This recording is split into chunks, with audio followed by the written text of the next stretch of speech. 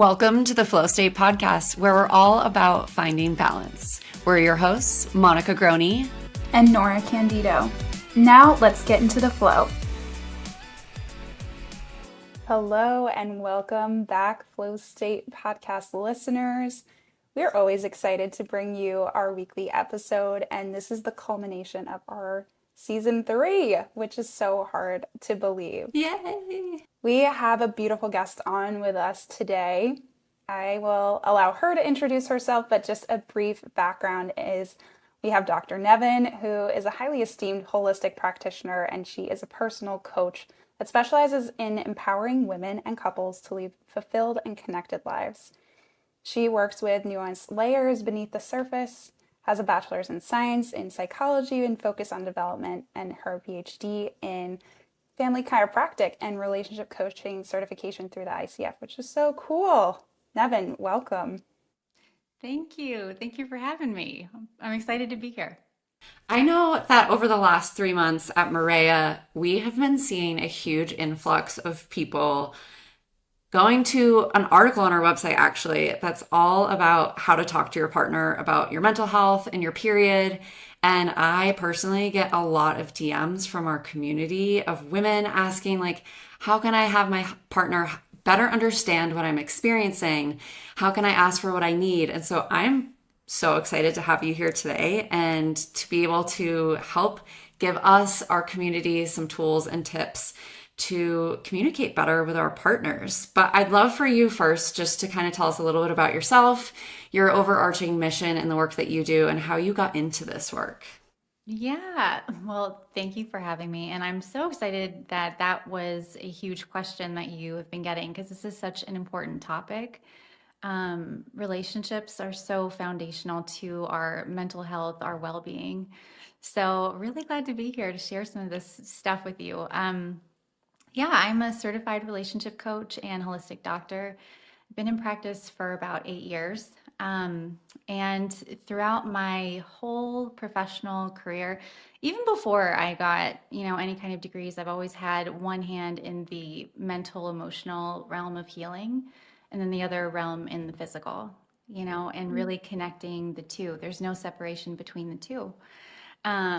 I've practiced worldwide, in Holland and Seattle and California. I had my own wellness practice 2 blocks away from the ocean in La Jolla. It was so beautiful. I loved that practice. And, I'm very intuitive when I would be working with my hands. I would feel a lot of tension. And, as a doctor, you're not only a doctor, you're also a counselor. You're also, really getting deep with people. At least that's how I practice, right? 9 out of 10 times it's relationships. The tension that people feel in the space between them and another person is felt in the body. Yeah. So that's really what got me into this work. After I sold my practice, I spent a lot of time, diving into relationships, kind of doing independent studies and getting certified and working with couples. And it's the past 4 years, it's been the main focus of mine. How does the stuff that we feel show up in the space between, in our interpersonal relationships? So that is something I'm very passionate about now, because a lot of people experience trauma in relationships, especially early on with their parents or maybe with siblings or friends. Lots of bullying happens. And so it would make sense that it's through healthy relationships that a lot of healing can happen. Yeah, so that's what I do. I'm really passionate about this work.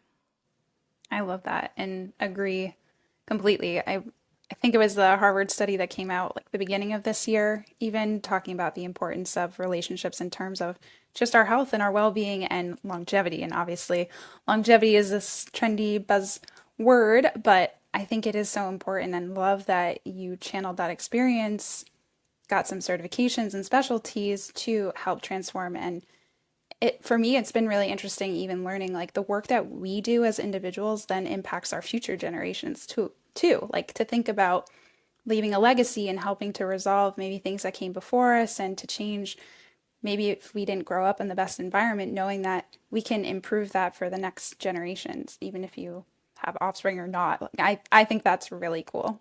Mm-hmm. Yeah, totally. The more we can really like look at our own patterns, the better off our kiddos are going to be one day too, because they're going to be more aware, be through our own awareness.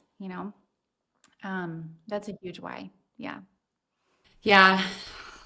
It's just such important work. And I think you mentioned on it too of how it can show up in our bodies. And when you were working with people in person and, trying to heal people's bodies, it's like relationship and emotional really does come through in the physical.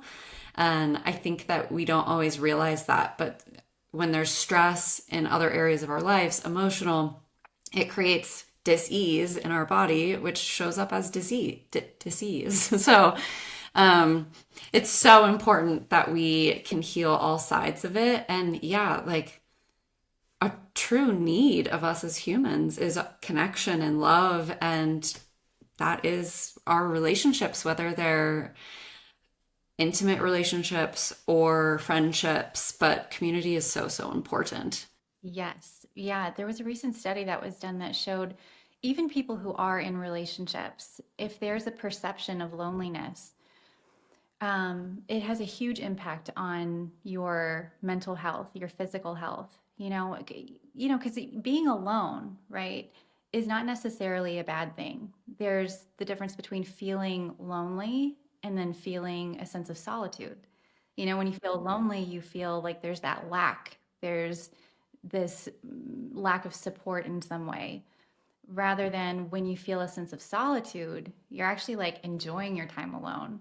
And what that research showed was that the difference between experiencing loneliness or experiencing, that feeling of being alone versus feeling solitude is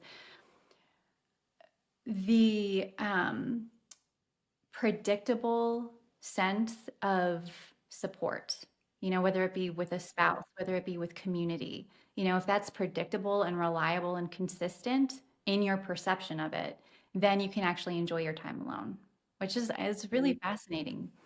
Because there are a lot of people who, they're in relationship and they still feel alone, and that's got to change because it has a huge impact on our well-being as people. And I know that you work a lot, not just with couples, but also with women. You have your Aligned Women program. And I'm curious kind of what you see as recurring. And obviously, like the majority of our audience is female. And like I said, women who are working on healing themselves, healing their hormones, healing their health. And because what I'm hearing from them is that they're having a hard time with that communication with their partner. I'm just kind of curious in your women's groups, what are some of the common things that come up that women are feeling really frustrated with? Definitely not feeling understood by their partners. That's a huge one across the board. A lot of women, and this is just my experience in working with literally thousands of women, tend to shut down or kind of not use their voice in relationship because they don't want to rock the boat. They don't want to be seen as too much, too emotional, or maybe they've had negative experiences in their relationship where they don't feel comfortable opening up. So in the Aligned Woman program, we work with like hundreds of women who kind of really learn tools on how to find their voice and how to communicate in a way that, relationship is four parts, right? There's self-awareness and self-management, and then partner awareness and partner management. And we really have to honor all four parts, meaning like if you're feeling something and you need to draw a boundary or you have a need or a desire, you've got to be able to voice it in a way that also respects the relationship, right? So it's not either or, right? When we look at communication, it's such a conversation of like collaboration, right? Like how can we actually communicate in a way where it works for the both of us, where like I feel like I'm honoring my needs and also it's landing well with you. Like how can we communicate, right? Communication is so foundational. But I would say that's a big one, is not feeling understood because there's not really like a good foundation of communication. Communication is such a hard one. I'm like, that's one of the topics that I'm like, why don't we learn communication tools at any point in our education? And in that instance where someone is a female or a male avoiding maybe speaking up about their needs or because and feeling misunderstood, like is there a certain communication tool that you would recommend to them? Yeah, I mean, there's so much to unpack when it comes to communication, right? Because it's also, there's therapeutic tools, right? Like different communication tools, but then there's also your perception of what's happening or like the deeper understanding of what's beneath the surface. Why is something so triggering, right? And it takes some strength and some emotional fitness to actually be able to have to go there with your partner and with yourself, right? Um, but I would start with, as far as communication, I mean, there's so much. If something is triggering for somebody, I would start looking at the anatomy of a trigger, right? There's different parts of a trigger. So let's say, you're in a conversation with your husband or your boyfriend and you say something, or they say something to you, let's say, and it's triggering for you, right? First, I would look at what was the triggered event. So that's the first part is what's the triggered event? Well, what actually happened? The second part is what's the triggered emotion? And then the third part is the triggering behavior. And then the fourth part is the story, because it tends to be the story that's the most inflaming for somebody, right? Is this helpful? Yeah, no, definitely. And I think like triggers have become kind of a buzzword as well of like everyone's like, oh, like triggered content or like trigger this, trigger that. And so I guess maybe like what would be an emotional response that would send like allow someone to feel in their body like, oh, I'm being triggered. Like for me, I know it would be like shutting down, avoidance, like turning away, or like very heated, like my body physically will feel hot. Um, I don't know, like what might someone experience in terms of being triggered by someone else? Okay, so let me break them down. So with a triggered, a trigger is kind of like it's an emotional sore spot in your being where somebody can say something or do something, or even in your own perception of what they might do, that could be triggering, which is basically an activation. Your body is activated. It moves you from a ventral vagal state down into your sympathetic dominant state, right? So you're in fight or flight, you're feeling a flood of emotions, maybe you're getting hot, your body's tightening in some way because it's getting ready to either fight or flee, right? So it would be really helpful for somebody to identify, because when somebody says, oh, I'm triggered, right? Or, oh gosh, this is like, activating for me, that kind of is a blanket statement. And it's really helpful to go deeper into really looking at, well, what about this was activating for me? Like, was it their tone of voice? Was it the perception of maybe I would be abandoned?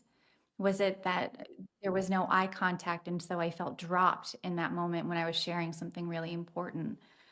I was working with this couple and one of the things was he turned his phone down like this, and just that was like activating for her because she thought, well, what's going on there? Like why is that phone turned upside down? So it's helpful to label first the event, like what was it actually that was activating for me, and then secondly, what did it make me feel?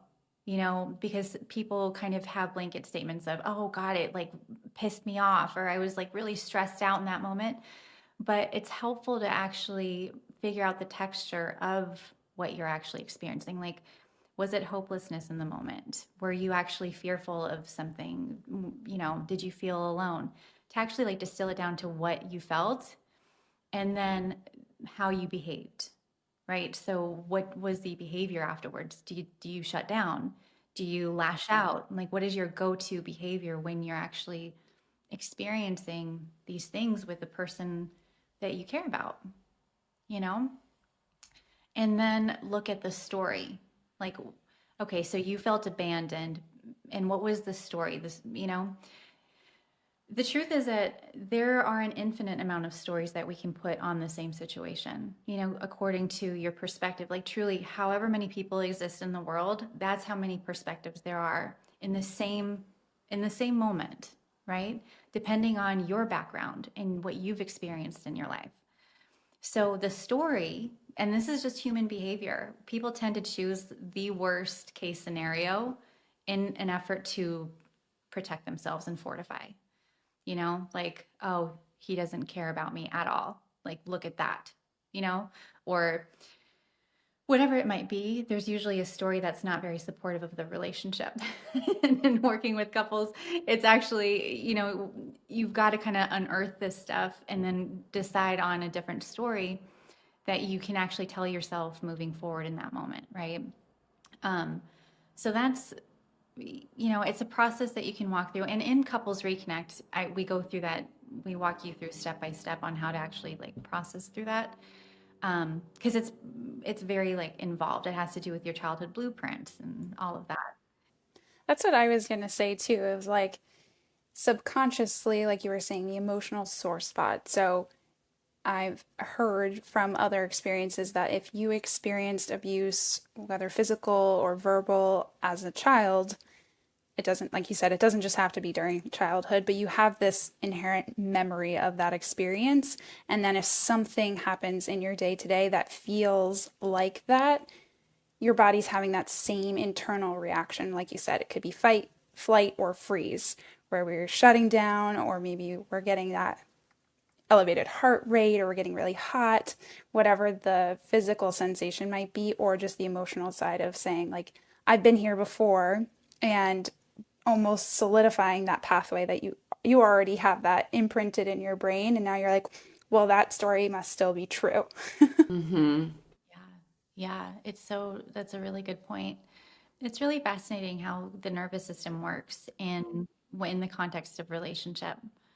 Um, you know, and it's important, I think, for people to understand how their nervous system works in the context of relationship, because it really is the foundation of how we relate with each other.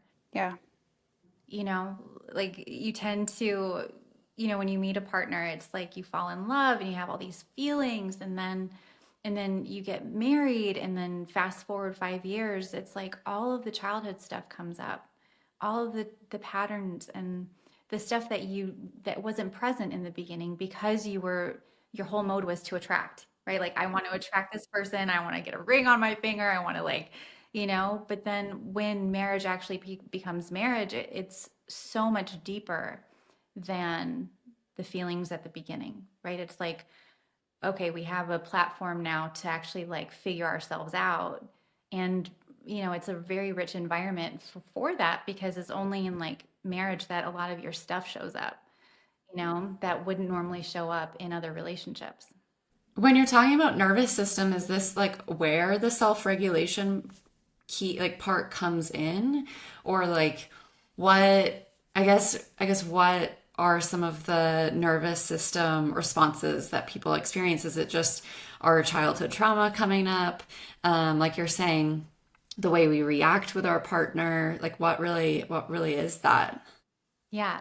Okay. So this is such a like juicy part of relationship. And if you're with a committed partner, it can be helpful because the conversation is different when like stuff comes up. So, okay, in order to understand the nervous system in relationship, you've got to understand the nervous system. So I'm going to break it down in like a 1 minute thing so that listeners can like understand a little bit more about like what's actually happening. Um, so with the nervous system, people usually become aware of themselves or of their partner downstream in the stage of either a behavior like, oh, I'm aware that I'm shutting down right now, or man, he's such a dick, I can't believe he just said that to me, like of the behavior, or the feeling like, oh, I this does not feel good, I do not like this person right now, right? Or, oh, God, I love him, like, oh my God, it feels so good to be in his presence. But what's actually happening, the reason why somebody's experiencing something happens way upstream in the part called neuroception. So when we look at the nervous system, There's neuroception, which leads to your perception, which leads to your nervous system state, and then your feelings, then your behavior, then your story. Okay. So I'm going to unpack that real fast. Neuroception is the process, it's a subcortical process that happens. Subcortical meaning your cortex is your thinking brain. You can think abstractly, you're aware. A subcortical process means it's subconscious. It's happening basically from here down in your beneath your cortex. So with neuroception, your nervous system scans your environment 4 times a second for a threat. It's going, am I safe or am I in danger? Am I safe or am I in danger? 4 times a second. You're totally not aware of this. You're always scanning your environment, right? So let's say you pick up on a cue of danger. That shifts your perception. Like, let's say in neuroception, you pick up on a cue of danger. That shifts how you're perceiving your environment, which shifts your state, your nervous system state. Okay, so I'll give you an example. And this was like a personal example. Let's say I was bullied when I was younger, which I was. I was bullied when I was younger. It was absolutely awful. And it was actually in the beginning of high school. And so I met my husband and he invited me out to to meet new friends, right? That question of, will you come, let's go to dinner with these new people, was in my process of neuroception, I picked up on a threat that was, oh, people aren't safe, right? And that sent my nervous system from a ventral vagal state down into a sympathetic state, right? And then how do you think I responded if you're in fight or flight, you respond and you interact differently than if you were regulated, right? So this is where having an understanding of your inner workings of, oh, why is this triggering for me? What about this is like going on inside me? What version of myself is at the forefront right now, right? And it's like a very loving process to go through with yourself and with another person, because then it like opens up the discussion of like, wow, I can't believe that this is surfacing right now, or like, how can we get through this together? What are ways to help each other kind of grow through this so that you can give your nervous system new information and you can heal,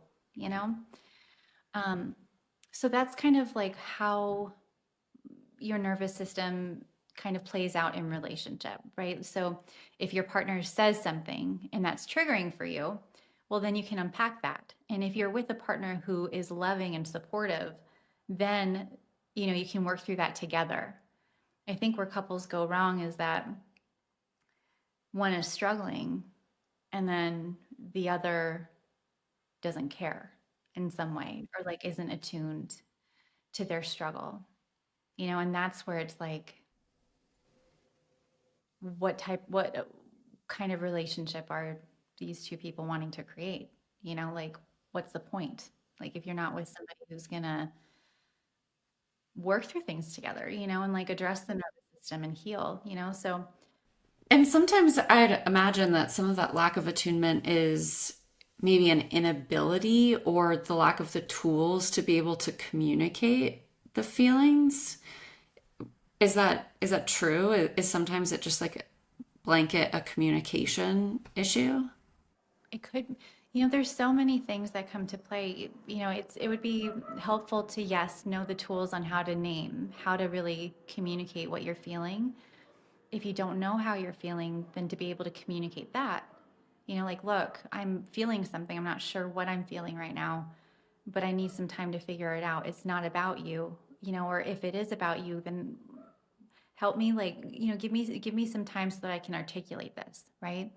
I think a lot of when it comes to couples, communication is so key, because if you leave something up to interpretation, a partner will interpret the worst case scenario. Oh, she's leaving me. She doesn't want me anymore. I'm not good enough. I'm failing in some way, right? So that's where like communicating your inner world is helpful. Yeah, and I think something that I learned from you too, Nevin, was like expectations and setting expectations, because we all have our own personal movie playing in our mind, right? Like, and then someone comes and interrupts your movie with their movie, or just like interrupts your stream of thought, um, or you go into a day where you have something planned and you don't name or say your expectation for the day. And then you're disappointed or frustrated with the outcome, but at the end of the day, like it kind of comes back to you as an individual not first speaking your expectation for whether it's like an experience that you're having together, or, and I think maybe a lot of our listeners would really relate to things like ex- explaining and naming the experience you're having with your cycle. You know, a lot of our listeners are people who struggle with emotional changes around their cycles, people with PMDD, and our experience that occurs the week before a period is very heightened. And it's very hard to explain to a partner. So, you know, our emotional change is so drastic and quick, and but we know it's coming. So I think for people experiencing that, how can they like create an expectation with their partner of, hey, I know that these 4 days, 4 or 5 days in my cycle are emotionally different for me, and this is what I need from you. I think a lot of times a partner can misinterpret that, and or maybe if they're not self-regulated, create their own story about it, right? It could be triggering to them of like, oh, they don't want my help, they need space, they need distance, or they need me to be extra loving and it feels really needy. Like what, how can someone like share what they're experiencing in that time? Yeah, Nora, you had something to say. Well, I think it goes back even further where like just acknowledging and sharing maybe like one snippet with your partner and saying like every single day is a different cocktail of hormones. Like Yeah. it might not happen those 4 or 5 days leading up to your cycle. What if it happens mid-cycle or on your bleed? But if your partner just understands that, like, I don't feel the same every single day. I don't have the same level of energy. I don't have the same libido or desire every day. Sometimes I want to be in solitude or alone. And just knowing that it's likely not something that they are or are not doing. It's nothing personal, just knowing that my needs personally change throughout the course of the month and being able to either share, okay, this is like typical for what happens in my body or how I'm feeling around this time, but also just understanding that like it could be different this month than it was last month and just having empathy or understanding that like there's a lot going on in here. We're dynamic humans, which I think is a superpower. It's a beautiful thing and not something that we should feel shame or badly for. But just sharing that statement alone with your partner, I think could be helpful. Yeah, and also, you know, having a partner who is open to hearing what you're going through, right? I think you know, communicating in a way where they can understand what you're going through and also they don't feel dropped by you, right? I think that that would be a huge help in yeah, when a woman's experiencing PMS or PMDD or, you know, that sort of thing, getting her partner enrolled in what she's experiencing. Like, look, babe, I love you so much. This is nothing personal to you at all.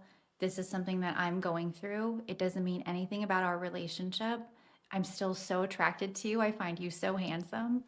And this is what I'm experiencing. My libido is down and it has nothing to do with how attractive you are, right?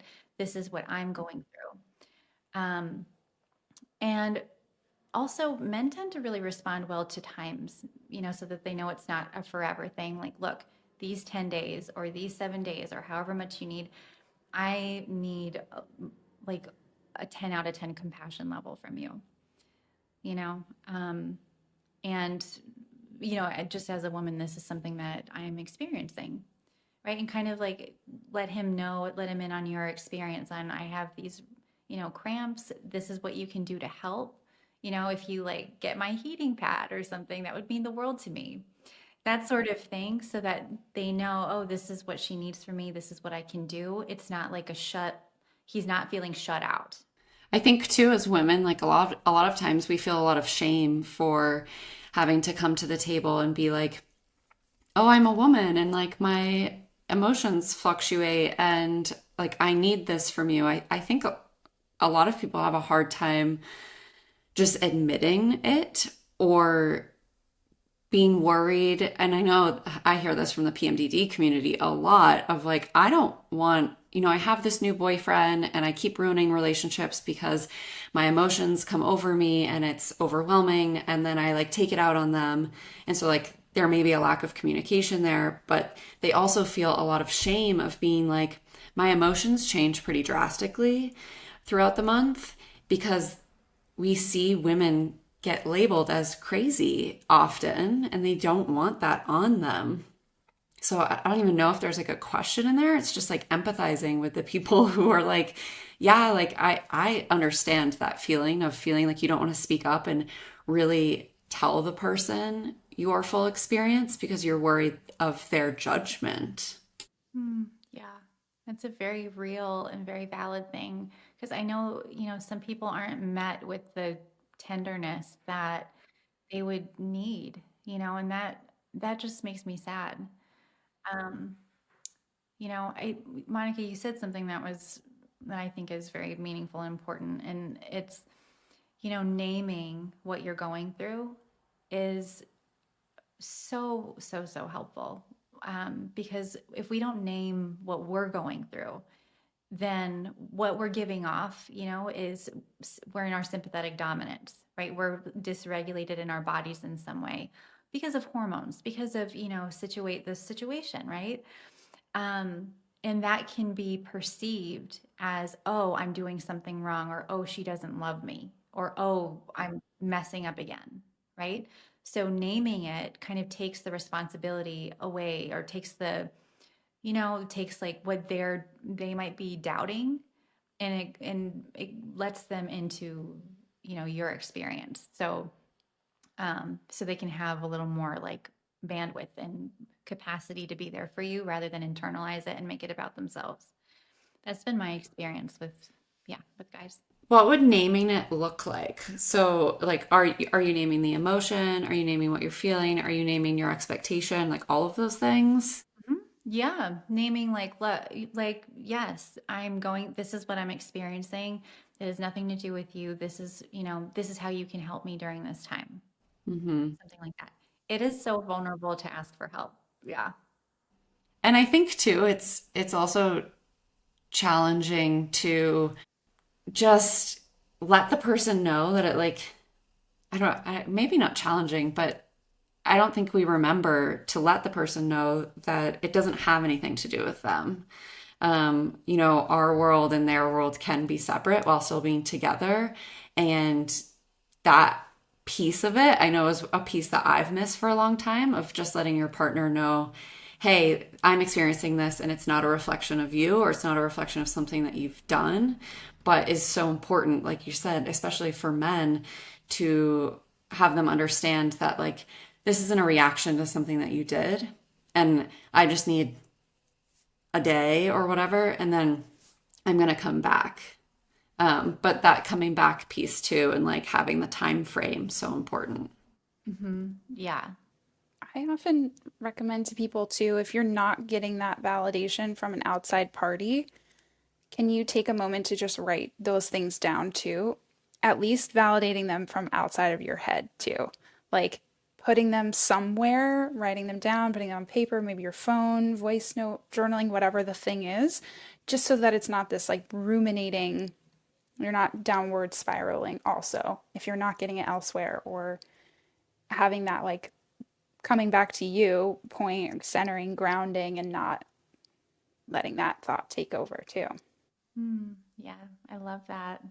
Yeah. And so much of this is also relationship to self, right? Like, if it's hard to express yourself in your relationship, well, why? What is there that's difficult to feel comfortable enough to kind of be vulnerable, right? Like, is it because of them? Is it because of something that you've experienced in your childhood, right?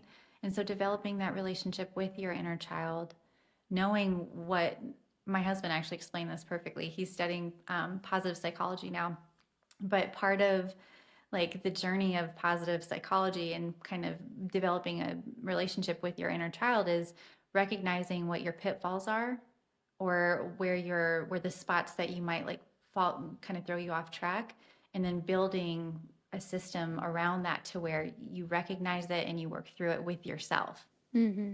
right? And we all experience those pitfalls in our relationships and also our relationship with self, right? Like if you know that you shut down, that would be a pitfall. That would be something where, oh, this is a pattern now. How can I work around this? And if you need something from your partner, then, expressing that and coming up with a system as a team on how to actually co-navigate that together, right? And that actually, in and of itself, is so healing, because what I found is that a lot of the times if somebody does not speak up, it's because in their childhood they weren't able to, or they were largely, their emotions were shoved away in some way, right? They weren't validated or really seen. And so having somebody who you can actually kind of open up to and who can experience what you're going through with you, and witness that, that's a very healing process, Mm-hmm. right? But it takes like teamwork. And an immense amount of vulnerability. Yeah, a lot of vulnerability. Yeah, a lot of being seen. Yeah, yeah, allowing someone else into that space for you, right? Where it's been really uncomfortable for someone for so long to share their emotions because maybe in childhood they were shoved away. To then have the courage and bravery to come to the table and learn to share that with the other person. And like that takes an immense amount of courage. Hmm. Yeah, and also support and compassion from the partner. Like if if you're not well received in your relationship when you're, actually being vulnerable, you're probably not going to want to be intimate with that person. Right. And so I think that that's in my Aligned Women program, a lot of women experience that. And that's why they're like, you know what, I want to do this work on my own, um, separate from my partner, because I don't even know if I want to be with them anymore. So let me go through this like process of learning communication tools and, um, healing myself so I can see clearly, kind of thing. That was one of my questions too, is a lot of times I feel like women are more willing to kind of come to the table and quote unquote do the work, whether it be on themselves or they want to do the work on the relationship. And not always, it's not always just the woman, but I mean, maybe one partner wants to do the work or is putting in work to learn more about themselves, so that they can be vulnerable in their relationship and try to create a connection. And a lot of times maybe the other partner doesn't want to. Like it's that argument maybe with the couple of like, I want to go to therapy together. And one partner's like, no, I don't want to. Like, is there still room for that relationship to grow if both people aren't willing to quote unquote do the work? I would start with asking like why, and getting to the root of why that partner wouldn't want to get help, you know? Um, you can still grow, right? But it's it's really hard to work on a relationship if the partner doesn't want to work on it with you. Yeah. Like, yes, you can change yourself. You can try as much as you can, but man, like it really helps to have a partner who's on board with growth. Yeah. And like you were saying, just someone who can meet you with tenderness and create a safe space for you to be able to share, I think is super, super important. So maybe even being attuned to your partner of, are they showing up in the relationship the way that like I need my partner to? And asking yourself that question is a valid question. Yeah, totally. Are they showing up? Also, are we showing up? Like whenever with my husband, if something's ever going on, if there's like a rupture or I'm feeling activated in some way, I always bring it back to myself. And I go, what am I doing that caused this? Because it's always two. right? There's always, yes, of course, he's not like perfect, and neither am I, and I'm willing to own that part, you know? So, it's a nuanced thing. It's a collaboration between two people, right? But I think that that conversation of what am I bringing to the table? What is my nervous system doing in this moment? What am I contributing needs to be on both sides, because it's really hard to be in relationship with someone who's not self-aware or who's not willing to to kind of go through a self-discovery process. I personally have experience with sometimes having a hard time expressing, like, I'll say what I think I need to satisfy something, and then that thing is done. So I really love getting flowers. And if I buy them for my, why are you laughing at me?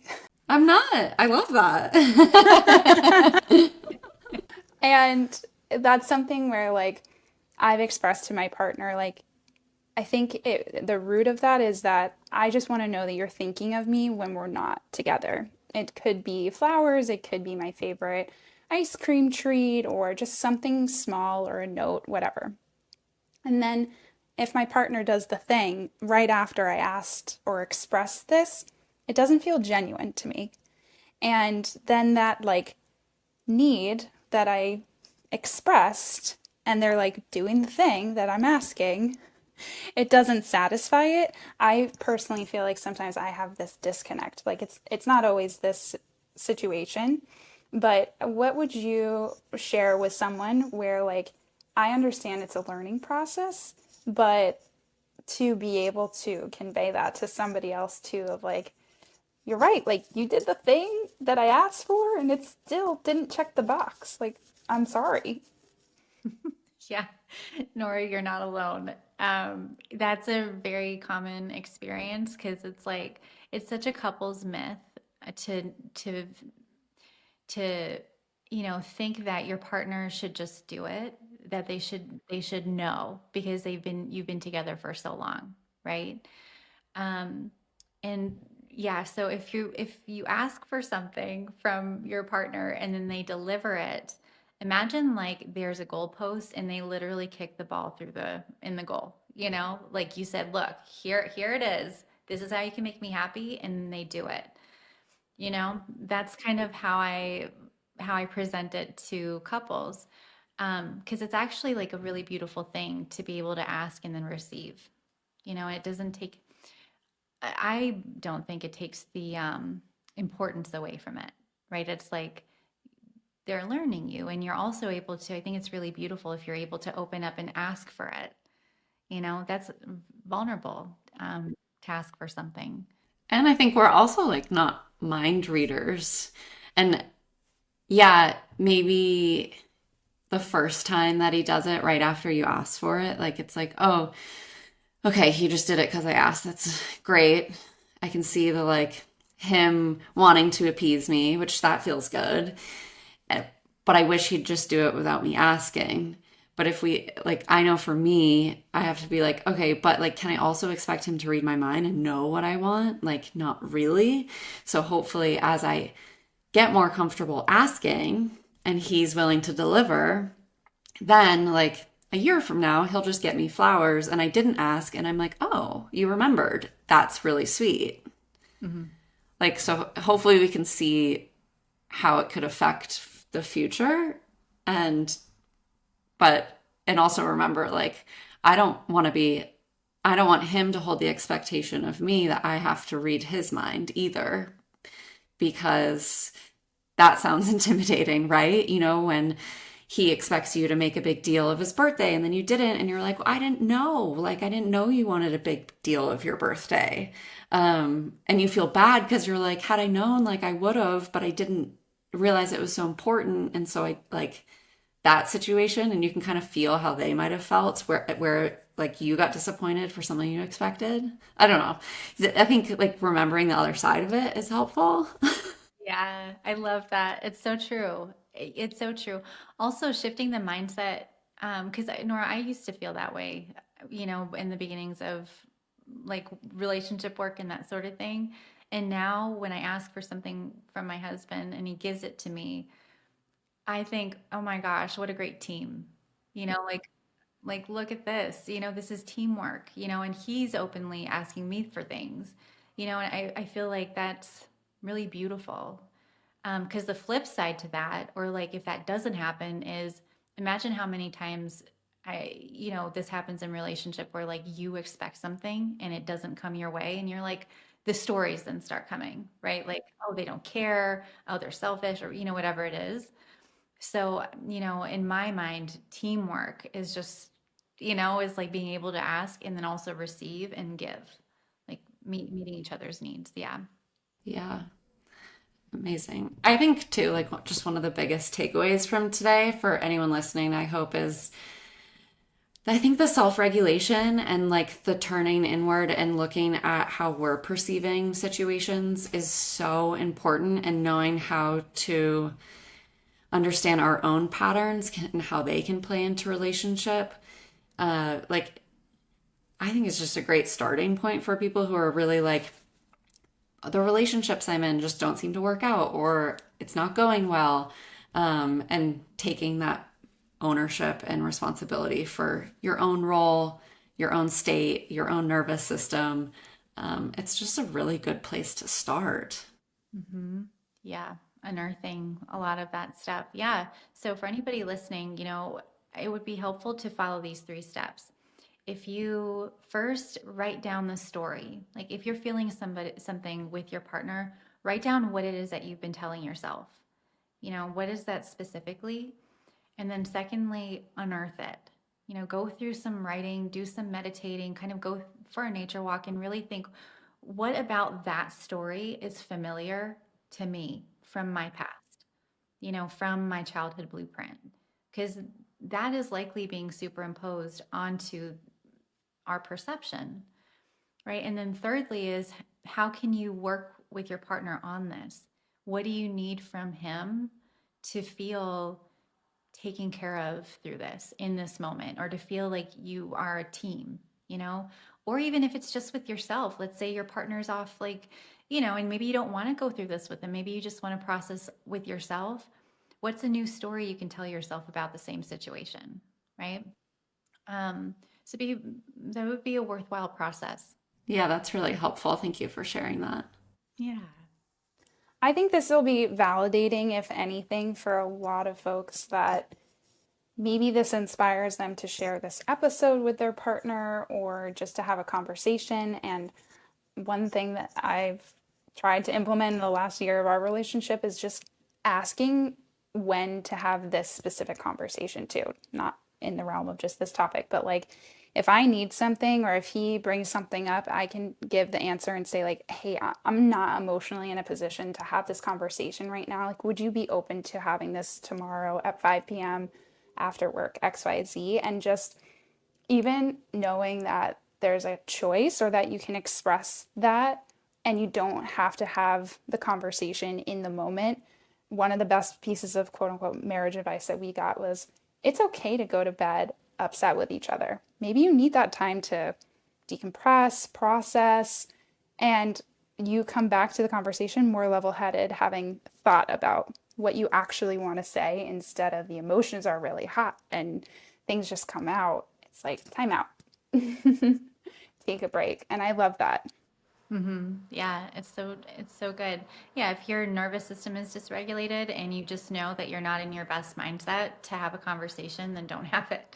Yeah. But even knowing that's a choice, like, Yeah. Or like going into, Yeah. you want to express something to your partner. And Nevin, this is something that you taught me in my relationship, but asking like, hey, can you hold space right now? I would like to talk to you about something. And that also gives them the option to say no, to say so. And maybe that's even a conversation that our listeners could have in their relationships of, hey, when we have something that's emotionally charged that we want to have a conversation about, can we ask each other if we can hold space? And allowing the other person to accept or decline. And if they're declining, like, or if you're declining, you can even just say like, not, like what Nora just said, not right now, but can we have this conversation at this time instead? And like Nevin, that is truly one of the best gifts that I think you've given me, is just learning that, like asking, hey, can you hold space? Yeah. Oh, I'm glad that you guys have been using that. Yeah, it's a very helpful tool, to ask your partner to hold space, so that they know that something's coming and it's going to be emotional or it's going to be hard, something to do with something important, so Yeah. It almost allows them to like bring the tenderness, right? yeah, Letting them know, hey, I need you to be tender in this moment. yeah. Word like agency comes to mind for me. Yeah. Well, I'm really hopeful that our listeners can take a few things away from our conversation today. Nevin, thank you so much for sharing with us. We do have a lightning round that we like to ask all of our guests, so let us dive into that. Okay. Alrighty. So, what is your favorite meal to cook or to consume? I love salmon with sweet potatoes and asparagus. I love it. When my husband makes it, it's so good. Yeah. Such a balanced plate. I love it. Yeah. Are you more of an AM or a PM routine person? Okay, so I am both. And lately, I've been really focusing on my skincare routine in the AM and the PM. And it's the exact same routine. And it's been so healing. Just taking the time to really focus on yourself, look yourself in the eyes, just really care for your largest organ of your body, your skin. It's been I've been loving it. It's been like very good for my start and ending to the day. I love that. I always find that I like am much more calm either going into the night or the morning if I take the time to do that for myself. It's like just giving yourself that time and that care. I love it. Yeah, putting some like nice organic oils and just, really caring for yourself.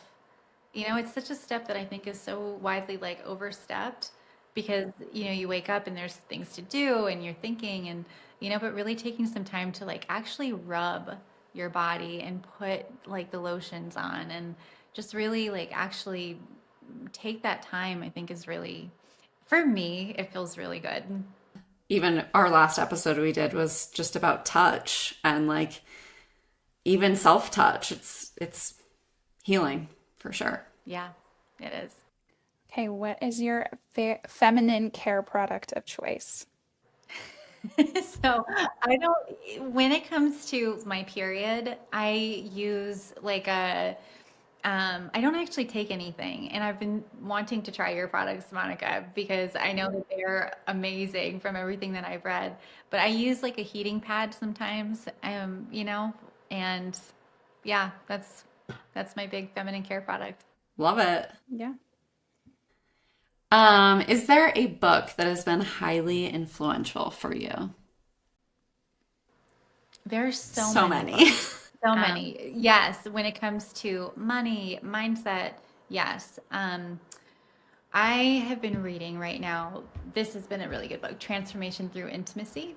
Ooh, Anybody who wants to really dive deeper into their relationship in a more spiritual way, not tools, more like energy, that would be a really great book. It's Transformation of Intimacy. Is that what it's called? Transformation Through Intimacy by Robert Augustus Masters, PhD. Yeah.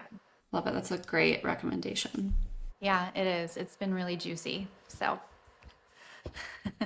Amazing. Thank you so much for sharing your wisdom and guidance. I really know that this is going to be a favorite episode. yeah, thank you so much for having me. Thank you so much for sitting with us today. And where can our audience find you and learn more from you? Yeah, so I am on Instagram. My husband and I created a really beautiful couples program called Couples Reconnect. It's a self-paced program. You sign in and you can do it with your partner. It's a 12-week journey, which is so helpful. We go over a ton of different tools. It's a transformational process. And yeah, if you're a gal and you want to go on a journey on your own and learn a lot about yourself, unearth some things, Aligned Woman is the place for you. We're starting in October, And for all of your flow state listeners, I will offer a really special discount for them. Amazing. We will put details for that down in the show notes. So anyone who's listening and wants to check that out, definitely please do, as well as go and give Dr. Nevin a follow over on Instagram. Thank you so much for being here with us today. We really appreciate your time. Yeah, thank you for having me.